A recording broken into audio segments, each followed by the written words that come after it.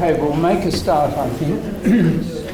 We're very grateful to Philip coming to address us today. I think all of us will know Philip, possibly some of us know him reasonably well. Philip, as you may know, has recently taken up the role as Director of the parishes of York, Werriding, Beverley, Brookton. Prior to that, he was, of course, Senior Chaplain at Guildford Grammar School for quite a number of years. And as you know, he chairs the examining chaplains and he's the chair of the board of Wollaston College.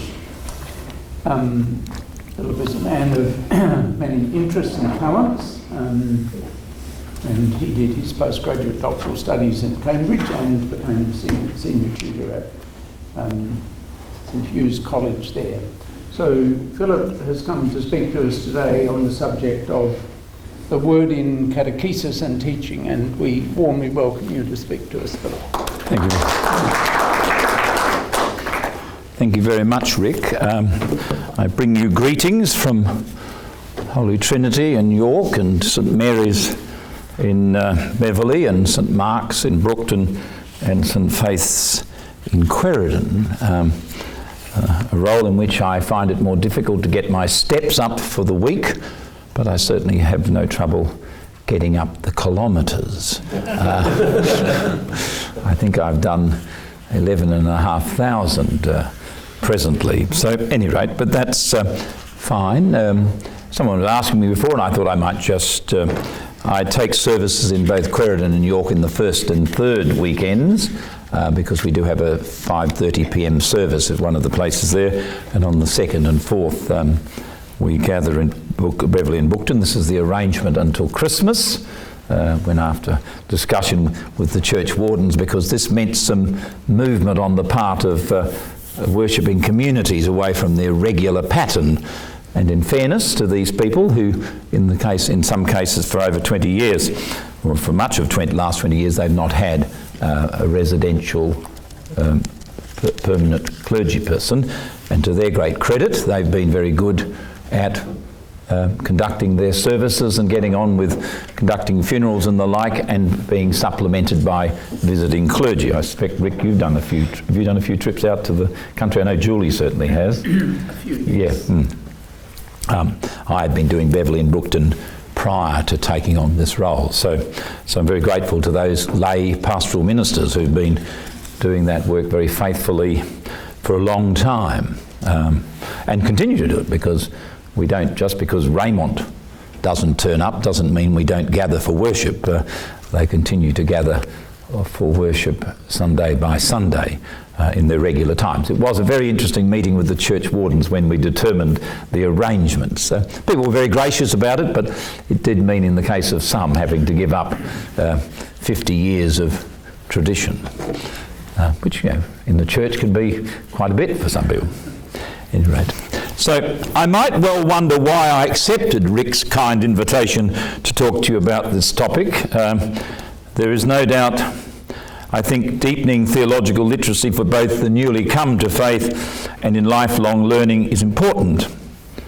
The question I pose to myself is, what might I have to offer to that discussion?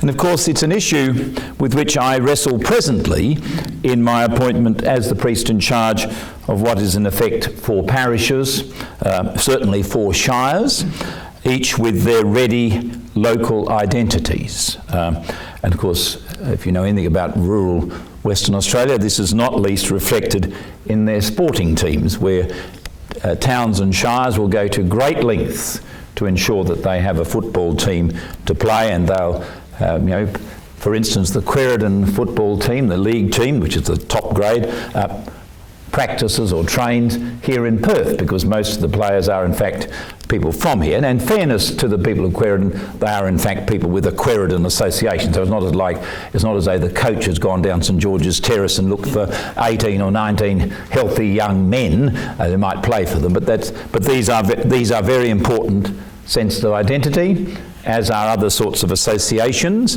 I went on Sunday afternoon to the Brookton Performing Arts Society's production of Cinderella. Well, it may not have been the Western Australian Opera Company's production of Cinderella, but nonetheless it was a very worthy attempt, and given that there are 500 people in Brookton, and 54 of them were involved in the performing arts, you can see that that's a pretty important part and parcel of life. So one might hope that there is a level of ongoing learning being provided in one's preaching. But I'm reminded of an Anglican priest in the Diocese of Brisbane who became so exasperated by the lack of knowledge of his parishioners that he exclaimed one morning, "You've been coming to church for years and I fear you've learnt nothing, save a Sunday school knowledge." He was probably correct. And even if he had offered a range of what might be more precisely called teaching opportunities, would the parishioners have attended? Catechesis might be described as a basic religious education, usually thought of as through an oral instruction, and as to a catechism, which is a book of written instruction, and that usually takes a question and answer approach. What I want to offer in this first session, because I think we go after, is some of my own experience of being taught in the faith, and which I admit to be having been grounded in a family where membership of the church was important, and in which my mother indeed was the superintendent of the local daughter church's Sunday school. Not only was that my familial context, I am of an age when the values of our society reflected quite directly those of the Judaic-Christian humanist tradition. As such, programs of hymn singing, church services were standard on both the ABC and private commercial organisations. On 4GR on Sunday morning you could listen to Bringing Christ to the Nation, the Australian Lutheran Hour, which was a whole hour from about 7:30 to 8:30 on a commercial radio station beamed across the nation from Adelaide, where of course the headquarters of the Lutheran Church in Australia is. The idea that 6PR or 6IX or any of the 96 FM would be giving you an hour of the Australian Lutheran Hour, I think is highly unlikely in this day and age. Or that the ABC would take us live and direct to St Paul's Cathedral in Melbourne for divine service, as it was always called, which might have been in those days choral matins, but it may even have been Holy Communion. The literature to which I was exposed at school, and not least primary school, reflected this also. Stories always had a moral deeply rooted in that Judaic-Christian humanist tradition.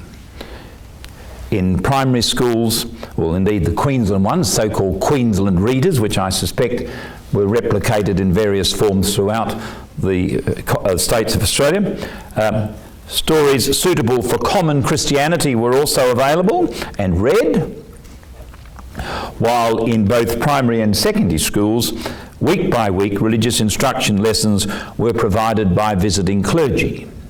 I hasten to add, of varying quality, but nonetheless they were provided.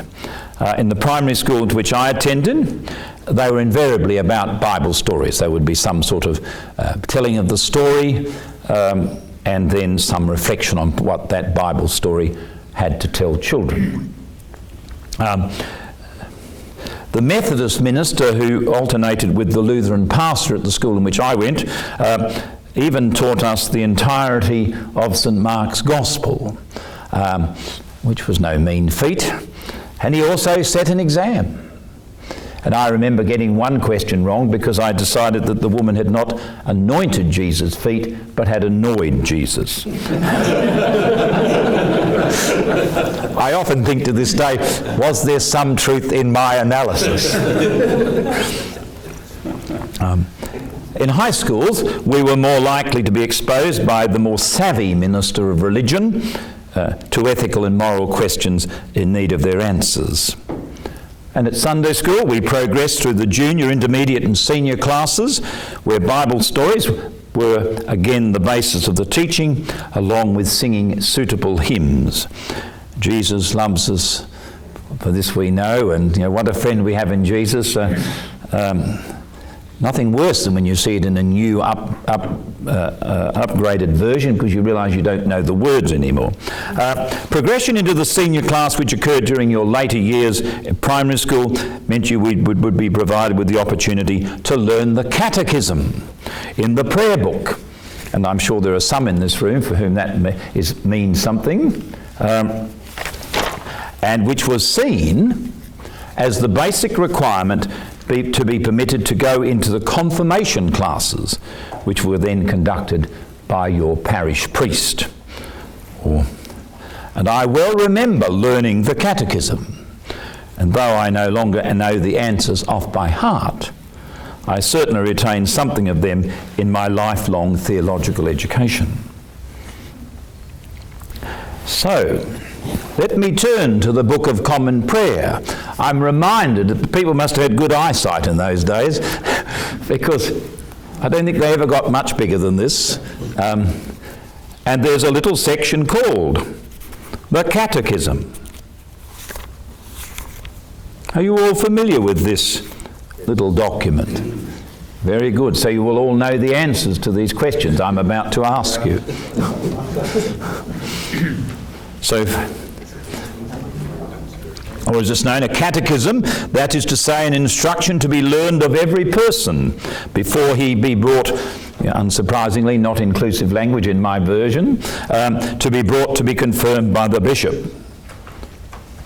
So thus it was considered foundational to your theological knowledge that would permit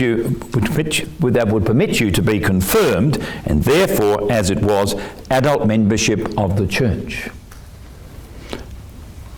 So the first question of the Catechism is, what is your name? Yes, that's correct. Fortunately, most students were a bit brighter than that, Bill, and could think of their own name. Then the next important question, who gave you this name?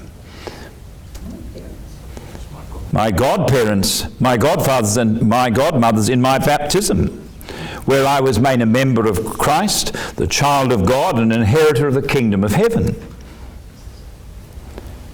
Next question. What did your godfathers and godmothers then for you? They promised three things on your behalf. That you would renounce the evil and all his works, the pomps and vanity of the wicked world, and all the sinful lusts of the flesh. Secondly, that you would believe all the articles of the Christian faith. Sorry? Just the sinful lust of the flesh. That's right, yes. The other lust. That's right, yes. That's right, yes. Well, I don't think at the tender age of 11 or 12. I think just remembering it for each week's lesson was seen as, having done well. And thirdly, that I should keep God's holy will and commandments and walk in the same all the days of my life.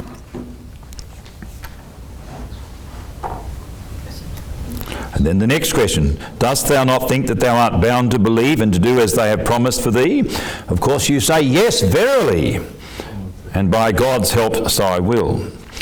And then, of course, you're asked to articulate the articles of that belief, which in this version is the Apostles' Creed. And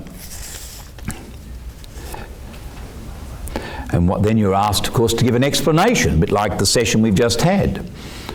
To learn to believe in God the Father who hath made me and all the world, and God the Son who hath redeemed me, and then in the Holy Ghost who sanctified. So if you ever wonder where those people get up and preach and say, I speak in the name of the Creator, the Redeemer and the Sanctifier, you can probably guess where they came from. And then you're asked how many commandments there are. There are, of course, according to this, 10, which of course is the 10 which comes from the 20th chapter of Exodus. And so you go through those, and then you're asked, what do you chiefly learn by these? When then you're given the summary, which is, of course, Jesus' summary in the two great commandments. And so it goes on. You also make sure that you know the Lord's Prayer. And then you're asked a question about the sacraments of the church. Being a good Church of England book, it says that there are, how many sacraments hath Christ ordained in his church? 2 only, as generally necessary to salvation. That is to say, baptism and the supper of the Lord. And so it goes on, and then it talks about what is a sacrament. And there we are. And there is your test. I have to say, by comparison to the rigours of my Lutheran fellow students who spent a whole year having to learn passages from Holy Scripture and who would then be examined publicly by the pastor in front of the elders of the church, the Anglican was a bit of a twaddle by comparison. And you were, in the Lutheran church, you would be, in fact, knocked back if you didn't know the answers asked of you by the pastor. So it was, in fact, for them, an enormous moment in their lives. Now, let me ask you to think about whether you think such knowledge as provided in that catechism is useful or sufficient for today. What might we think necessary, or what might you think necessary or important to add? What materials do we use when we are preparing young or older for confirmation or for growth in their religious and theological understanding? And I want to come back to that after we have a break, because I'm in the situation of finding myself now in a parish, which is not something I've been in before, and I'm looking out to see what sort of things am I going to use, what am I going to do in this regard. And that might be something you find yourselves having to do in the not too distant future. So it might be useful to reflect upon what have you seen being used, what might you think is valuable. Okay. So having been confirmed and thereby made a full member of the church, it seemed to me nothing was on offer to you save that your weekly church services. Well, that's not entirely true. But I remember seeing a stewardship program poster in our local parish at home, which fundamentally argued that the rationale of a stewardship program was to encourage parishioners to give generously so that the priest would be able to visit people, look after the sick, go to the schools and conduct services.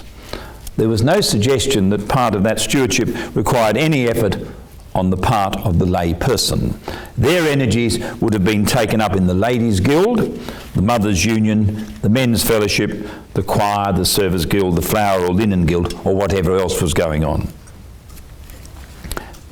I have to say for myself, my lifelong learning, that is post-confirmation, was encouraged by an excellent parish priest who took religious instruction classes at my high school. Here he excited an interest in all matters of the faith. And subsequently, on going on to St John's College at the University of Queensland, this quest for knowledge and understanding was encouraged and fed by a triumvirate of clergy. One was Dr. Peter Carnley, who was then the warden of St John's College, the Reverend Ron Marks, lecturer in Victorian literature and a former secretary of the Church Missionary Society in Victoria, who was the vice warden, and Ron Henderson, a former Bush brother and at the time a great devotee of liberation theology. He was the college chaplain. So not only were we exposed to some very fine preaching, it probably won't surprise you that Ron Marks was the preacher with the longest sermons. That was the tradition from which he came, but they were always extraordinarily eloquent and filled with wonderful literary images and prose. But the sermons were varied and lively. Conversations and discussions groups elsewhere were strong as well. So there was much opportunity to continue one's understanding and ask questions. And so, might I suggest that conversations or discussion groups of Bible studies is something that we come back to after the break. And to some extent, my life has been about a willingness for lifelong learning, and it is for that reason, amongst many other things, that I subscribe to a number of magazines and newspapers. other than just the more professional ones or the ones of academic interest to me in the area of history. So, for instance, magazines such as The Monthly, The Spectator, Standpoint, Prospect, New Statesman have their own important contexts and articles, and if you know any of those magazines, you'll know that some of them are centre-left and some of them are centre-right in their polity. And they're usually very well written, but many years ago I learnt the great value in magazines isn't necessarily the articles, it's the book reviews. And that's true of any good newspaper as well. And it's to that end that I subscribe to the Church Times, which can be a little twee, but it does have a rather useful book review section, which I always read with interest, endeavouring there to find books or materials which might be helpful in my own personal development and which might be helpful or useful, as I see it, for others. The second aspect of my life to which I wish to turn came when I found myself as a chaplain to an Anglican school, something I'd not done before. I'd been involved with university colleges, but not with schools. And it was a particular honour, actually, as I completed my 12 years at Guildford, to be nominated for an award of meritorious service by the Australian Association of Religious Educations by my school colleagues. And I recognise that even within that group, the approach that I took there would not be everyone's, but I think it has had validity, and I believe that it's cemented into the ethos of the school, its religious and its Christian foundation. And I'm going to recount a little bit of that story by reading a little bit from a document which the school published when, in fact, the staff at the school had developed the curriculum for religion, philosophy and ethics at the school. And I want to start by just quoting from the headmaster of the time, Stephen Webber, in his observation: "We can at times underestimate the desire students have to grapple with the big questions, such as their place and purpose in the world, how their lives can have meaning, and what frameworks they should turn to in making ethical decisions. Developing meaningful and engaging curricula that enables students to confidently address such questions is of the utmost importance and lies at the heart of why our schools exist." And of course, as you know, if any of you have been in schools, to have a headmaster or a principal who affirms that position is to a great asset. And so, if I might turn to the development of that. So when I arrived at the school, one of those marvellous moments, there's 12 months between, on the very day that I was commissioned, was 12th anniversary since my predecessor, Canon Roy Gilbert, had in fact been buried. His funeral service took place 12 months earlier. The chaplain in the preparatory school, who was a reservist, had been called up and of course had to take duties in Darwin, and the only teacher of religious education in the school had resigned at the end of the semester. Whether or not this had anything to do with my coming, I have no idea, but it was a sort of great vacancies. And the school was about to embark on a new secondary school curriculum, which very gratefully offered a fortnightly timetables of 5 periods a day, and within those new arrangements, 4 periods a fortnight were being offered for religion, philosophy and ethics. So you can see a very significant amount. Now, but my concern was that was fine, but who was going to teach this subject? Well, at the time it was going to be taught by teachers with incomplete grid lines. People who had point 8 and needed a point 2. So in fact, in my first year, it was taught by 12 different teachers. Then I wondered, what were they going to teach? So given the need to find a syllabus, and I don't have a background as being an RE teacher at all, and having spent my time at the University of Cambridge, I thought, I shall investigate the textbooks required for GCSE and Key Stage 3. And so a very large order of OCR textbooks was found and duly arrived. And I think that the quality of these textbooks, which are very good, helped the staff with no background in the subject, though there remained issues as to the level of their commitment and the associated quality of their teaching and ability to assess. In fact, indeed, to enthuse and excite. I think teaching outside of your area of expertise isn't always something that excites you. And of course, the teaching of education being undertaken by unqualified teachers to students who don't necessarily have any cultural or intellectual reason to believe the study of religion was important was another context. So it came clear to me that alongside any form of good quality curriculum materials, the subject needed to be taught by people who were specialists in the subject area and thereby bring academic rigour, not only to the teaching, but also to its assessment. And I suggested that the school needed to offer the Western Australian Certificate of Education subjects which religion, philosophy and ethics led to, which of course is philosophy and ethics and religion and society. Because this gave it a standing alongside other subjects in the curriculum. It wasn't something that you just filled in 2 hours of each week. Okay, and so the headmaster, to his great credit, came on board, and so we were able to appoint staff who were all qualified. And it's to them, of course, that ultimately one was able to give the credit for the materials.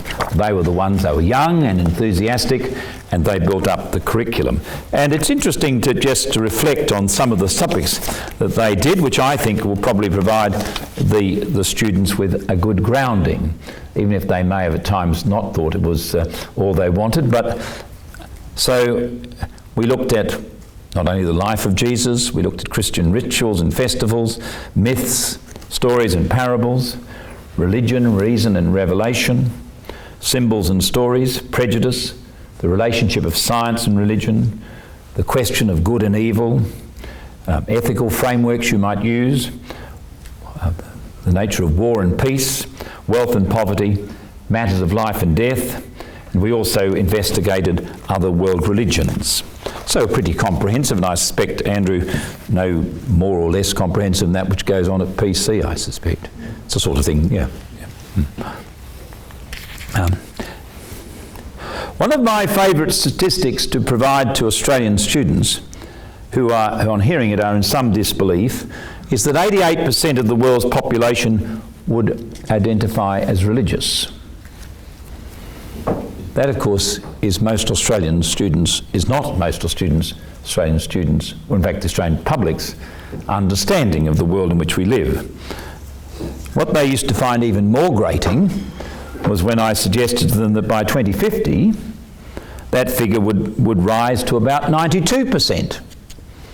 Even greater disbelief.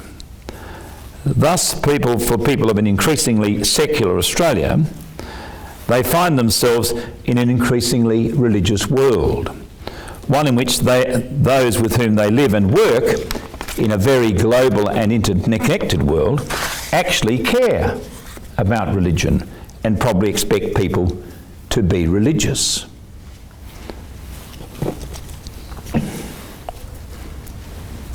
As my introduction noted, the provision of a well-considered, well-taught, properly assessed and reported upon curriculum provides a foundation into which a catechumenal life and ministry is better understood. It was one of my contentions that in the life of the school, by having made the point that questions of religion were in fact important and ought to be studied, it allowed for you to have a greater opportunity to proclaim the Christian faith for which the school stood, and be that in compulsory chapel or congregational singing. However, alongside all of those sort of things which are the regular routine of a school, are such groups as voluntary groups such as Midweek Eucharist, Theological Society, the Guild of Servers, those who sought to read in chapel, And of course, the opportunities each year with students, staff, former students, even fellows of council who sought baptism or entry to Holy Communion or indeed confirmation. And I suppose one of the things that's worth remembering is that we do well not to underestimate the value of knowing well worthy hymns and the good theology that they contain. I remember having a conversation with Professor Leonie Kramer, the first woman professor of literature in Australia, who once reminded me that when I spoke about my father, who had no schooling past primary education, that he loved to recite poetry. And of course she pointed out to me that the poetry with its beauty and its worth was no longer the poet's poetry, but had become my father's poetry. And if you've ever seen the Italian film Il Postino, which is a film about the exile of the Chilean poet Pablo Neruda on an island in Italy, you'll know there's a fabulous story there where a young man who hates fishing, which is the only calling in the town, in the island, he gets the job to be the postman, to take Neruda's post up every day. And he gleans from the fact that not only is Neruda a great writer of poetry, he has a very beautiful wife. And the postman has fallen very much for the very beautiful woman who is in the barista. And he would like to charm her with poetry because he believes this would work. Well, he does.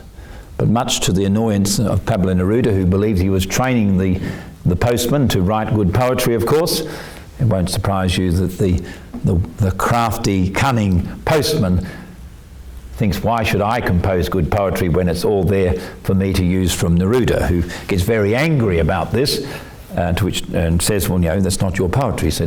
But the postman says, poetry belongs to those, not only to those who write it, it belongs to those who use it and need it. So the third reference I want to make may seem a little stranger, and it's about a book which may or may not be known to you, called The Greening of America by Charles Reich. This was published in 1970. It was published first as an essay in The New Yorker. So a worthy tome, I would suggest, The New Yorker. It was published at what could be described as an interesting time in history in the United States. Nixon had won a bruising presidential election. Vietnam War had expanded greatly with the invasion of Cambodia, and college students protesting at both Kent State and Jackson State had been shot and killed in clashes with authorities. There was political division, unrest in the streets. You might say that if you add a pandemic to it, you've got something of the scenario in which we find ourselves today. Some people would dismiss the book as being no more than a professor playing to an audience of hippie students. The writer, Charles Reich, was in fact a Yale law professor. There would be those who would argue that's a caricature. What had happened was Reich had been a significant law lecturer. He'd written important works on property law, but he spent 1967 summer in Berkeley, California. Where else would you have spent the 1960s but somewhere in California? He returned to Yale in the autumn and resumed his work. So he changed the name from being The Coming of a Closed Society to The Greening of America. And what it goes on about is he divides America. He talks about America having three consciousness over history. Consciousness 1 and 2, which is about humanity's subordinate nature to his role in the economic system. First of all, as small operators, as small business. The second is the sort of great corporate state, the General Motors, the Ford, all of these people. But but he's a great fan of what he sees as this new revolution that is going through the United States, which seeks restoration of the non-material elements of humanity's existence, the elements like the natural environment and the spiritual that have been passed over by the rush of material development. It's an interdisciplinary work, and of course, as I said, it had much. Some people loved it, other people thought it was just a sort of interesting essay by someone who'd been fooled by the times. I've always thought it an interesting volume, particularly as I reflect about the changes over time. It's probably an unusual success story as a book. However, what I'd like to contend is that what Reich describes, reflects upon and celebrates is probably the beginning of the extraordinary, highly individualised world in which we live and minister. In some ways, it is a precursor to the postmodernist understanding of the world in which we now live and breathe, and to which, probably to be unfair to Michel Foucault and Jacques Derrida, is fundamentally a world in which I'll do what I like and I'll like what I do. Which, of course, to my mind, if you take that to its logical end, means that you end up living in a world of the survival of the fittest, because there are no frameworks upon which you can base any decisions. So, with that background, which in some ways both answers and doesn't answer your question, Rick, what I want to pose for you is to think about what has been your experience of lifelong learning in the church. What is it come the day that the Archbishop ordains you and you find yourself in parish ministry or in school ministry or in agency ministry? What is it that you've been thinking about? What are the resources you've been sort of collecting along the way that you might be able to help people? Or is it something you don't think matters? Is the Sunday sermon all that matters? Now, there'll be a variety of opinions out there. That's fine. I don't come here telling you that I know all the answers. In fact, one of the great things about my life is I've changed sorts of jobs I've done nearly every time I've moved, and it's always been a learning curve. It has its pluses, but I think these are useful challenges. So I look, because I was reflecting when you were talking about how appropriate was the sermon for your audience. I was thinking to myself, the question I would like to ask you, how appropriate would have been the sermon for the audience of my Sunday worshipping group? Would my older group of people in York would have been beneficial to them? Or perhaps a slightly younger group in St Faith's in Queriton? Those sorts of things. So these are the issues you will confront. Or these were the challenges you will take up more excitedly. What would the good people of Fremantle have made of that? Or Swanbourne? Or wherever. Yeah. So I'm happy to answer some questions, and then we have a break. Is that correct, Rick? Yeah. Yeah, so we're pretty much due for a break. Okay, well, I'm happy to do that and then come back. All right?